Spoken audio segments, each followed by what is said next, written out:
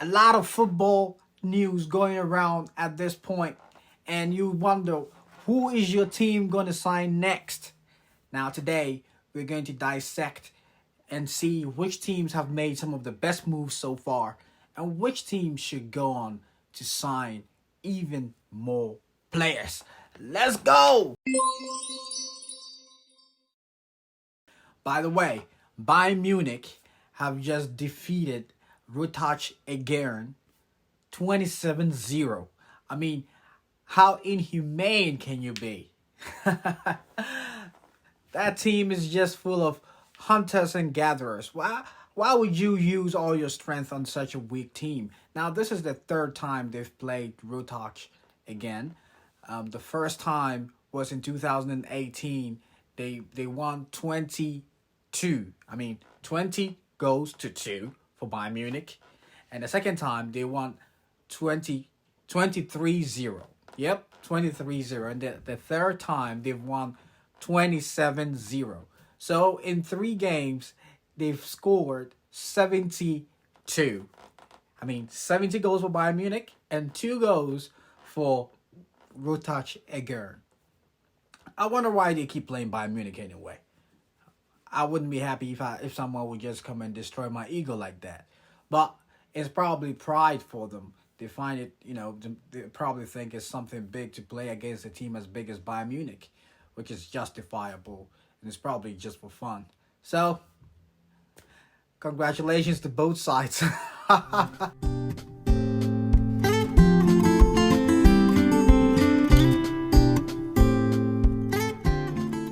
Fabrizio Romano's phone is hot. He is a busy man right now. You all know he is our god when it comes to transfer news. And he is busy trying to stay on top of his game to feed us with the news we so much crave. And there's a lot of transfer news at this moment, including Andre Onana moving to Manchester United after Manchester United have finished purchasing Mason Mount from Chelsea, which I still do not really fathom the intent behind that purchase, to be honest, because Mason Mount was a player that Chelsea didn't. A team like Chelsea, who in all honesty is not to the level or the pedigree of Manchester United, even though they probably are in the same elite group. They didn't want Mason Mount. Mason Mount confessed that Chelsea didn't see him in their plans and future plans. Lo and behold, Manchester United went for a Chelsea reject. The rejected stone. Well, sometimes these players could go on to become something really great. So let's see what he does for Manchester United. But he happens to be the first signing for Manchester United at this point. Now, when you see Adidas, you see there's a lot of synthetic products that try to mimic Adidas. A lot of these popular brands, many different brands, people say they're from China, I don't know.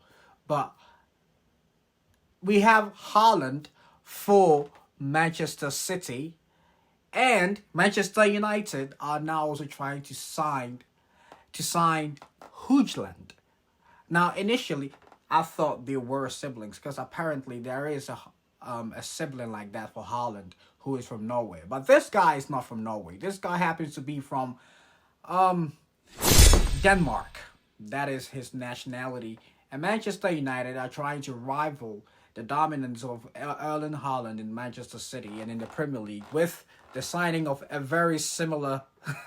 I mean, in physique, they also look quite similar. Both Scandinavians, both blonde. I mean, it's going to be very, very fascinating to see two distant brothers compete against each other. But I don't think a team should go after... I've not really followed Hojlund to really give a very accurate verdict on his ability as a footballer. But I've not really heard a lot of great stuff about him to warrant being signed by a team as great as Manchester United. But let's hope they know what they're doing. Don't want peace. I want problems always. Another issue that we wanted to talk about today is the signing of Ike Gundogan for Barcelona. Now, Barcelona, everyone knows they've been in some serious financial crisis in the last 1 or 2 years. And last year, they broke the bank, tried to sign a good fleet of quality players for Xavi. The intent was to take the Champions League by storm and probably repay the club for the money it spent on assembling such a huge quality cluster of players. But unfortunately, things didn't go as planned. Barcelona was kicked out of the Champions League, and then they went into the Europa and were embarrassingly kicked out by Manchester United, and their campaign with the winning of just the La Liga, which may look like a big thing, but in actuality, really wasn't. Looking at how really terrible Real Madrid were in the league, I mean, if Real Madrid, the way they played the league, if they had been in any other league, they probably wouldn't have made the top four, or probably would have finished like about around fourth. So Real Madrid in a two-horse race in La Liga with Barcelona, being so far behind Barcelona, I mean, we have to give it to them. They were quite consistent in the league. But I think the president had bigger fish to fry in prospects. He had a really bigger vision, but things didn't materialize in the way he had hoped. So Barcelona ended with just a single trophy, and now they have a very good cluster of youngsters who are now trying to slowly ascend the ranks and take over from some of the legendary names we know have played for Barcelona in the past. However, now it's become really concerningly unclear to me what the exact intent of Barcelona's signing principles and scheme are. Because you think about Barcelona, they have signed Gundogan, who is 32, turning 33 in October. Gundogan, I think it's a bad deal for both sides, because Barcelona is starting a new revolution of young players, young quality players who can change the club, save the club money, and build a long-term project. You know what I'm saying? Barcelona can build a long-term project with these kids. But with Gundogan, I understand that you probably want a leader figure to somehow spearhead the activities of these kids. But you already have Robert Lewandowski, who is already doing that to a brilliant effect. So why do you need Gundogan to come into a team which is primarily populated by kids, and that's actually the way to go. Look at Real Madrid. They only sign youngsters. They never sign players who are above 30 years old, because they always want to use a player to build a long-term project. So you look at Tchouaméni, Gundogan, Camavinga, Valverde, Bellingham. All these are in their early, at the time they signed for Real Madrid, they were in their early 20s. It's the same for Toni Kroos and Luka Modric, who are now veterans. But by the time they signed for Real Madrid, they were very, very young.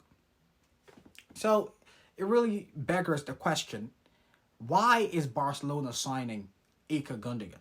We understand that he's a terrific midfielder, a complete midfield dynamo, and he could really help Barcelona in the short term. But he's not somebody you can build a team in the long term with. Now, if you play with Gundogan for two more years, then these kids would have gotten acclimatized to playing with Gundogan. Then he becomes weaker. He probably moves to MLS or Saudi, and you need to replace Gundogan. I had to quickly go to change, because in a bit I will be speaking about the greatest man to ever hit a football, Cristiano Ronaldo, and I thought it would be in order to wear one of his former club's jersey. But yeah, let's get back to Gundogan first, and then we talk about Ronaldo.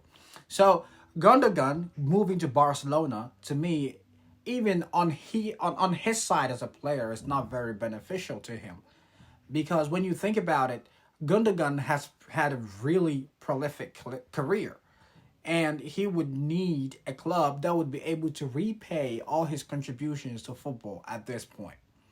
Now, when you think about it, Barcelona are currently in a catastrophic financial situation, and there wouldn't be the club who would be able to repay Gundogan's contributions to football, so to speak. So I don't think he will really get as much from that deal as he could have from a different team, like if he had gone to the MLS, or probably to Saudi, which is currently the trend now.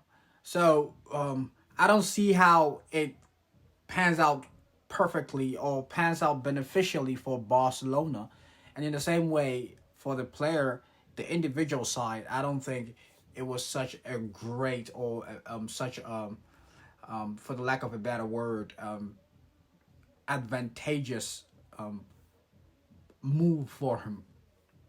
Definitely, he will help Barcelona. He will help them in the short term. Going in the long term, I do not see how it materializes, because he's 32, turning 33. The players Barcelona currently have are young players who are looking to find somebody to grow together with. So if he has to leave the club at a point, it means that that chemistry they would have built would be jeopardized, because one piece of the puzzle would have left. So they would have to replace him with someone else who has to learn the whole system all over again, get used to the chemistry of the team all over again. So I think Gundogan, in the short term, definitely he's going to be very beneficial to Barcelona. They're going to use him to the greatest utility possible.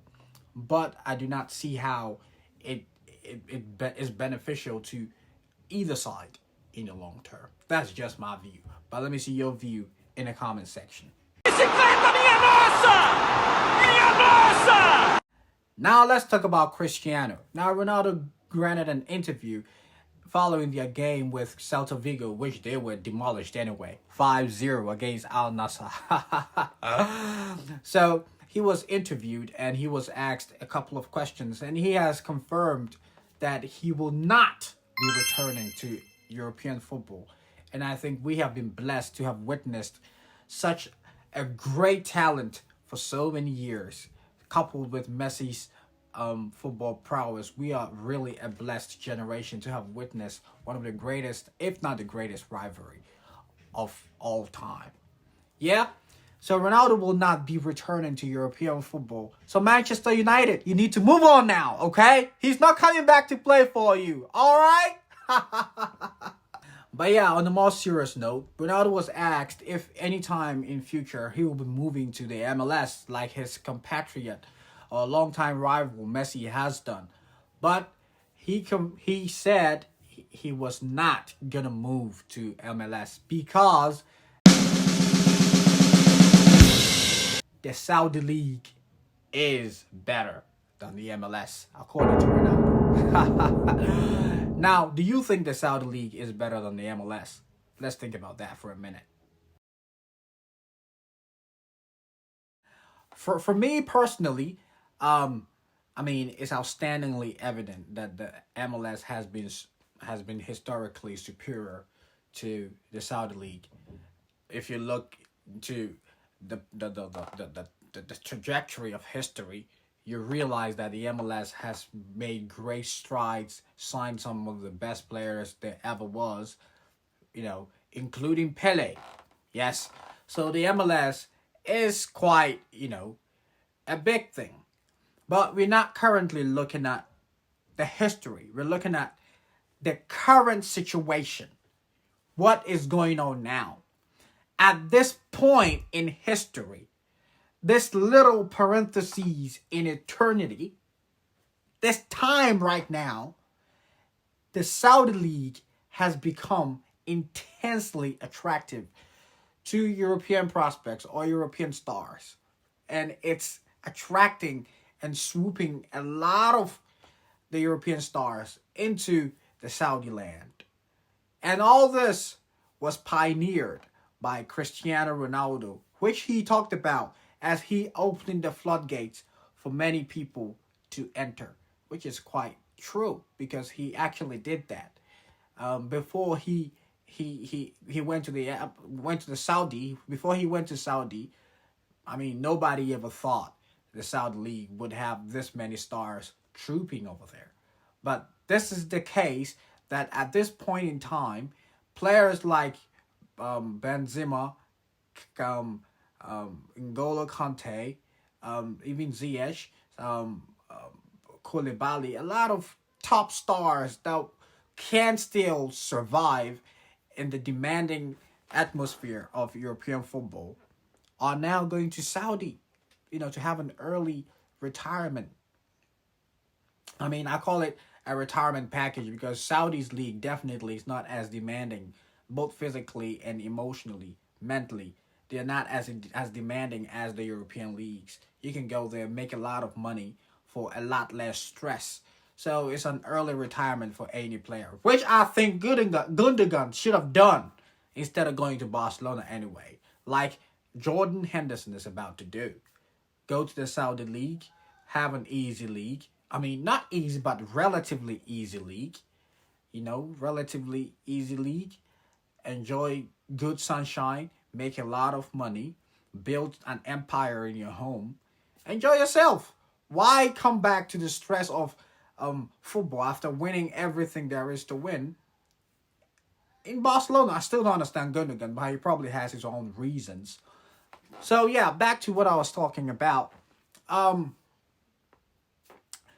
this point in time, you can see that there is a kind of steep decline in the growth of the MLS, actually, because for a very long time it's not seen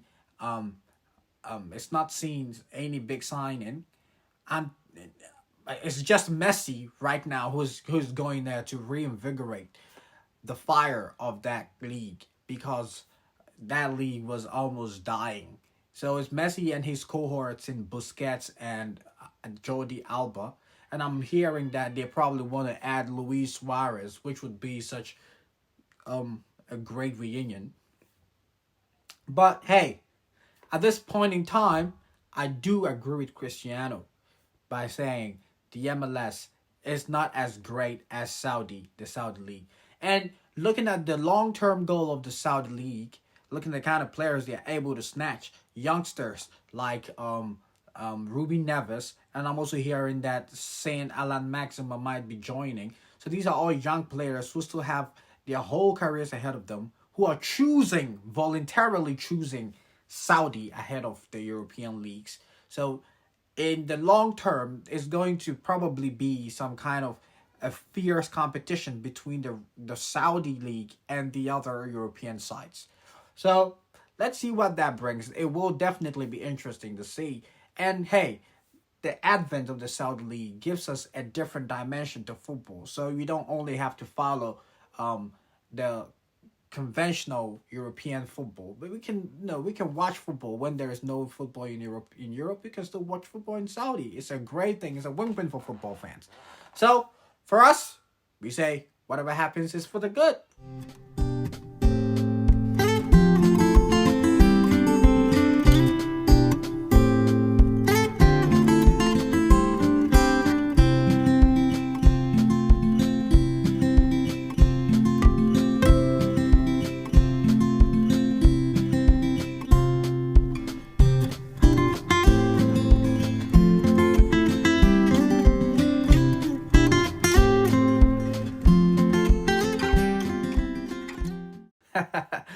There is no man who is currently happier than this man right here. This man. He has successfully signed one of the greatest footballers of all time, if not the greatest. And he happened to be successful in signing some of his, should I say, accomplices. But yeah, his friends. He brought them with your quality from Barcelona with him to Inter Miami. So David Beckham right now is a very happy man because his team is gonna fly. Yeah, and you can see how happy they are training together. But when you really look at David Beckham, he has been a really successful man, a successful footballer, and then a successful shareholder in a very, let's say, commercial team. Yeah, so let's see what that brings. It will be happy to see these players put more smiles on David Beckham's face. And who knows, probably someday in the future, Messi could also be in Beckham's shoes, being a shareholder or something of that sort.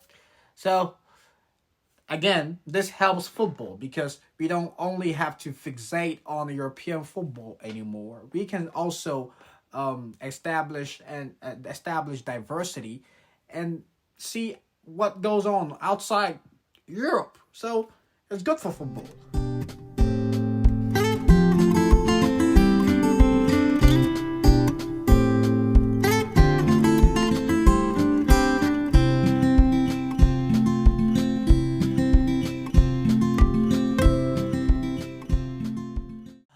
Rotach Igrin Scarecrows, Bayern Munich. Bayern Munich, they are currently trying to up the asking price for their talisman Sadio Mane, who is Saudi bound anyway. That's another top star being snatched away by Saudi.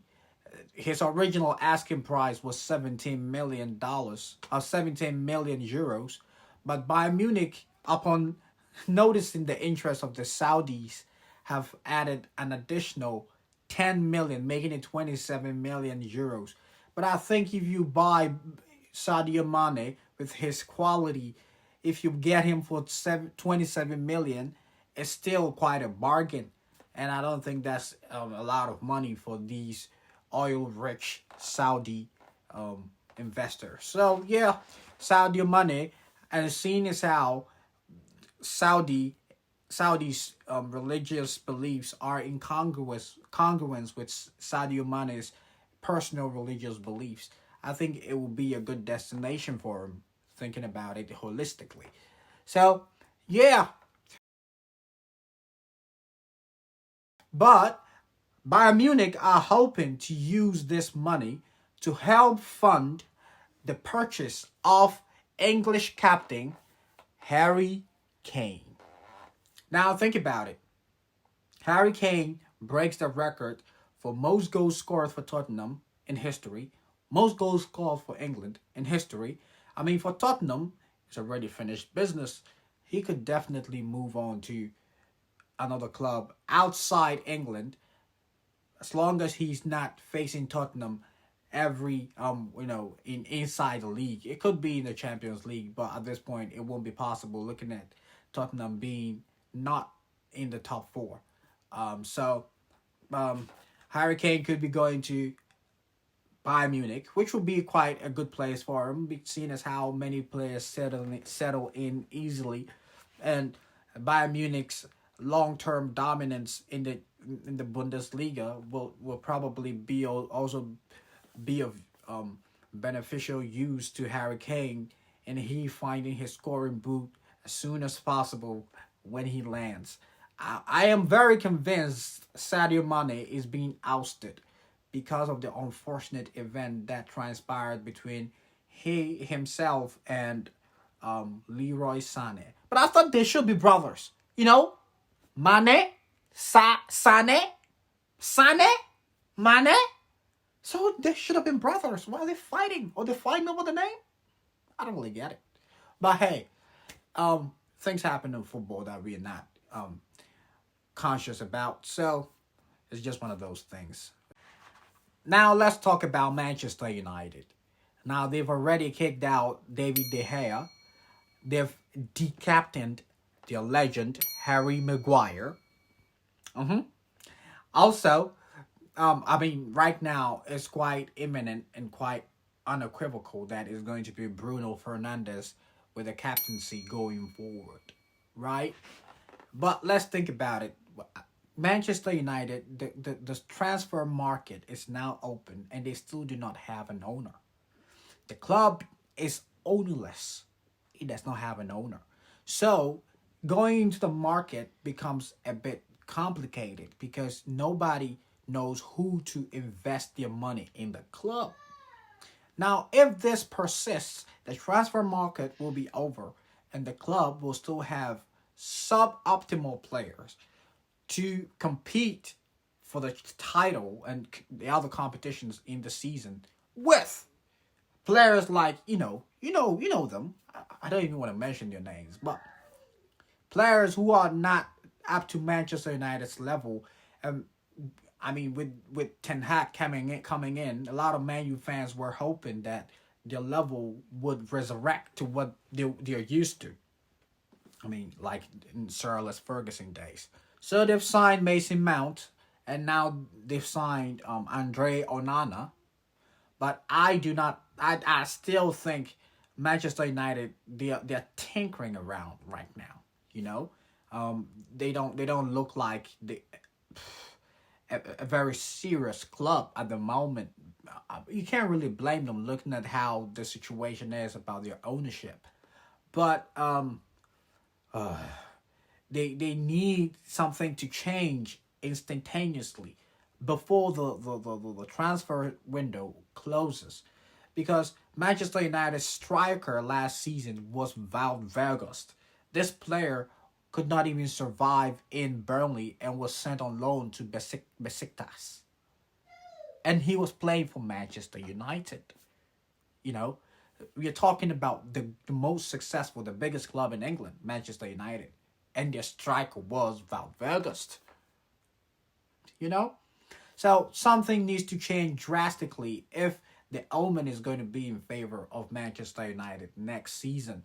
Because I do not think Manchester United fans are going to take kindly to Erik ten Hag if he's not able to deliver what they hope he's capable of next season. If they get bamboozled again like they were by Manchester City last season, it's going to be a problem. If it's going to be 7-0 again, it's going to be a problem. You know? Today, I saw something really interesting on the internet, and I wanted to share with you.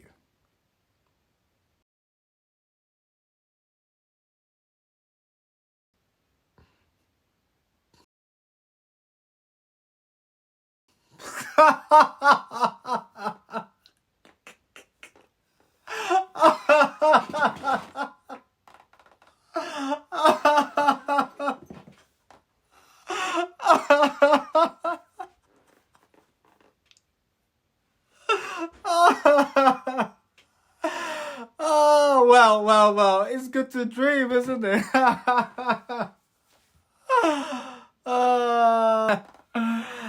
was a good laugh. Anyway, that's it for today's video. If you have any comments, please share with us in the comment section. If you don't agree with some of the comments of Cristiano Ronaldo, please share with us in the comment section. Let's know your view, and let's talk about football. Football is our life, isn't it? Anyway, stay tuned until the next video. Bye now. Hands in the gym, sick of Jesus. Freedom from war, poverty, and disease. What we sick. If I try